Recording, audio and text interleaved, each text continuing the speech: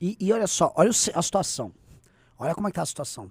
Por isso que eu falei, Kim, esse relatório ter pintado agora é muito inoportuno. Porque a gasolina, 7, 8 reais. Uma fortuna. Conta de luz estourada.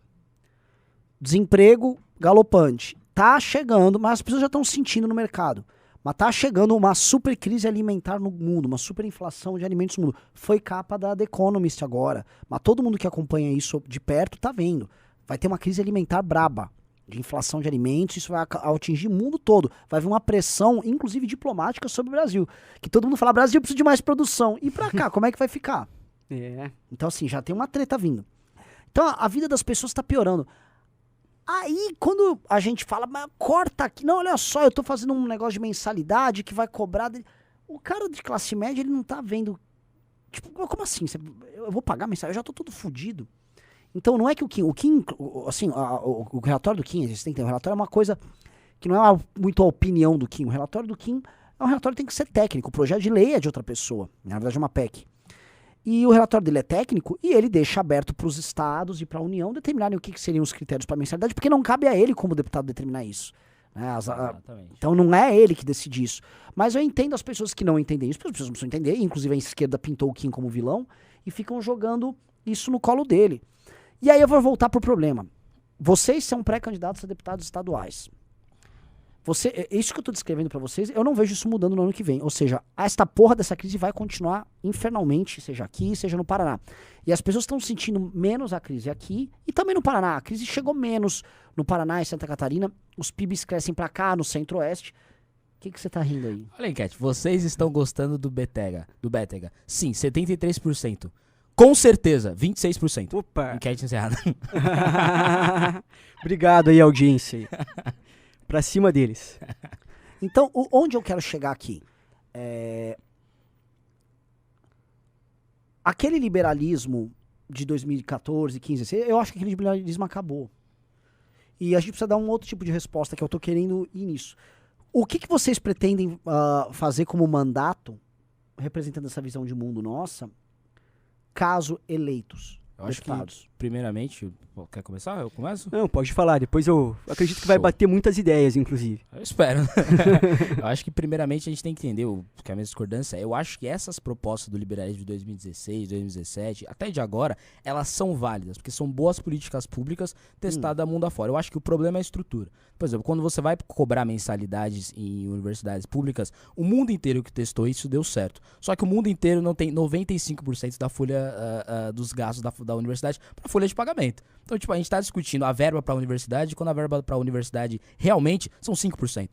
Então, a gente tem que mudar essa estrutura para depois discutir isso, né? E também, obviamente, ver ali a questão de salário das pessoas, renda das pessoas. Então, é uma boa política pública, é uma política pública aplicável, testada mundo afora, só que no nosso sistema político, com a nossa estrutura, fica uma coisa ruim. Isso vale para quase todas as outras propostas do liberalismo. A gente tem que entender que, como eu falei no começo da minha fala, a principal motivação do liberalismo aqui pra frente é voltar a discutir a cabeça do rei antes dessas boas propostas, que apesar de boas propostas, elas não vão conseguir se encaixar no nosso sistema político e vão acabar perdendo o debate. Ou seja, muito provavelmente não vai passar o projeto do general Peternelli com o relatório do Kim Kataguiri. Só que, além disso, essa discussão provavelmente está inviabilizada por décadas a partir de agora, que o liberalismo tentou implantar ela no momento que não dava para implementar. Tá todo mundo cada vez mais pobre, cada vez mais endividado, vindo depois de uma crise, de uma pandemia, que todo mundo ficou mais pobre e a elite, tanto financeira quanto política, quanto servidores públicos, ficaram mais ricos. Separei uma matéria aqui para entrar no que eu quero fazer, se as pessoas me derem um mandato, né, que tem que falar desse jeito. Tribunal de Justiça de São Paulo usa verba emergencial invisível para petiscos e regalias a desembargadores. Ou seja, o Tribunal de Justiça de São Paulo, do estado de São Paulo, ou seja, o estado mais rico do Brasil, a 21ª maior economia do mundo, ou seja, que tem todos os olhos, todos os holofotes para ele, tá fazendo uma coisa dessa. Imagina os outros. Ou seja, usando aqui, ó, verba emergencial invisível pra pandemia, né? Pra pandemia, tipo, pandemia a gente precisa de um pouco mais de grana. Daí foram ver com o que eles estavam gastando, tava gastando com queijo Masdam holandês, R$67 o quilo, salame hamburguês de Calane, frutas como kiwi gold, R$60 o quilo de uma fruta. O kiwi gold. Eu gosto muito, é mais caro pra caro, os caras fazem um negócio desse. Aí tava a população inteira em casa, sofrendo, desempregada, cada vez mais endividada, toda fodida, desculpa o palavrão, toda lascada. Enquanto isso, o judiciário tava pegando um pouco mais de grana dessas pessoas pra gastar com Kiwi Gold. Então é isso que o liberalismo tem que falar, pô, isso aí tá errado. E é isso que eu quero combater se chegar na Assembleia Legislativa do Estado de São Paulo. Eu vou arredondar e jogar pra você. Então, eu posso já complementar o que ele falou? Eu só quero arredondar. O que o Gu tá me falando é o seguinte, é um liberalismo muito mais voltado pro combate a privilégio. Eu concordo 100%. Eu gosto muito dessa linha dele, porque assim, as pessoas falam assim, poxa, se você impedir que o parlamentar X alugue um carro de luxo para percorrer o Estado, isso não vai adiantar em nada na ponta do lápis quando você for ver os gastos públicos totais disso aí. Só que quando você começa a ver uma sequência de gastos públicos exacerbados e você faz a conta, você vê que sim, isso gera impacto orçamentário, esse dinheiro poderia ser muito melhor empregado em outras áreas. Então a gente vê que hoje o Estado é displicente, nós vemos tanto o Poder Executivo, Judiciário e Legislativo totalmente displicente com gastos públicos. Essa é uma questão que qualquer parlamentar liberal, estando em uma Assembleia ou na Câmara Federal, tem que priorizar para que não haja tantos excessos nesse sentido, né? Acredito que essa é uma pauta essencial, e também a gente tem que priorizar a questão das leis que existem no Estado hoje e que são leis inúteis. O que a gente vê de lei sendo protocolada em Câmara Municipal, Assembleia Legislativa, Câmara dos Deputados, e são leis ultrapassadas que não servem para absolutamente nada. Esse tipo de projeto de lei tem que ser sim revogado, porque acaba até mesmo afetando a própria liberdade do cidadão que quer empreender, que quer inovar, que quer ter uma ideia diferente, mas acaba sendo impedido de utilizar todo o seu potencial por causa do Estado.